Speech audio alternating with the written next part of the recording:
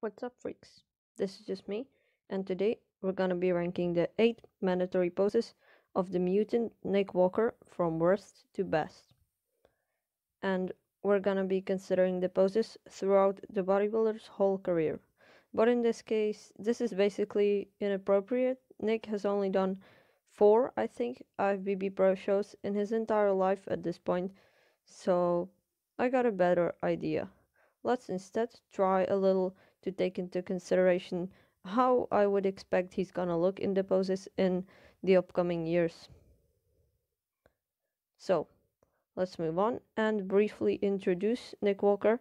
He's a currently competing pro who shocked the world, basically, when he won the second and third most prestigious shows in bodybuilding on his first try and back to back in 2021. That's really unbelievable because he created so much hype around himself and he actually delivered on it. That's why at this moment this guy is the talk of the town. So I got on that too and I'm making this video. Anyway, Nick has got insane graininess, vascularity and conditioning for a guy that young, but he's also massive. His quads, hams, back, delts and guns are all top notch. So, let's start already, right? Next weakest pose by far, for most people I would say, the front lat spread. And it's because of two reasons. First is the execution, which Nick usually doesn't nail, like people such as Dorian, Kai, or Andreas Munzer did. I think he needs to spread out more or spread out less or something. This just doesn't work well. And the second reason, Nick's proportions look out of whack and his development is not suited for this pose. His wheels, of course, look very good, but the torso looks way too big in comparison with the legs. You barely notice the lats as well because they're overshadowed by the huge arms, and also the chest looks very weak in this position. Just not a great pose. I hope Nick can improve it going forward, and I believe he will do that. And next, the second weekend's pose is gonna be the other lat spread, the backlot spread, in which Nick is a lot more effective, but doesn't look close to world class either. His lats show better than the front lat spread. The traps also look good, and Nick looks decently wide, but he's not showing mind-blowing lat width. And he also looks odd in this pose, kind of. The execution needs work too, if you ask me. The lat spreads just aren't his strengths. But I gotta say, look at that lower body. Shredded glutes and hams. Huge veiny calves, and even his sweeps, he just looks very thickly developed. So not a bad pose. And sixth, I would have Nick's side chest pose. Now, this pose is a pretty decent one for Nick. In fact, as I see it, it just needs some more years and more wow factor, if that makes sense. To me, it's a good pose for the guy, but it's sort of insignificant, not very dominating. Sure, he's got great detail in the legs, but his lower body looks even kind of small next to that torso. And speaking of that, in this pose, Nick's wider waist is at an advantage because it's not being displayed. His abs are tight, and of course he's got world-class delts and complete top-tier arms.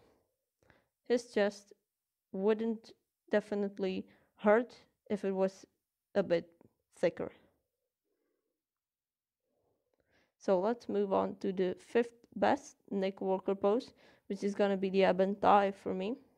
Now, I know this might sound a bit too low, considering Nick has got unbeatable quads and calves and a very prominent and defined ab setup with some huge lats, but in my opinion, his wide waistline is a little problematic in this pose. Nick doesn't present the best V-taper, and it's not like his abs are perfect either. Look at that ab split. That's certainly not aesthetic. He's just extremely blocky, that's why this pose doesn't place higher. But still, like for instance Jay Cutler, he has the pose working for him because Nick looks so incredibly ripped and separated too. Next up is fourth place finisher, the side triceps pose. While this one could be switched with some of the previous, I wouldn't do so because I think they're close, but the Mutant's got more potential in the side tri, where he can work more on his execution. He already looks good in it though. His calves look insane.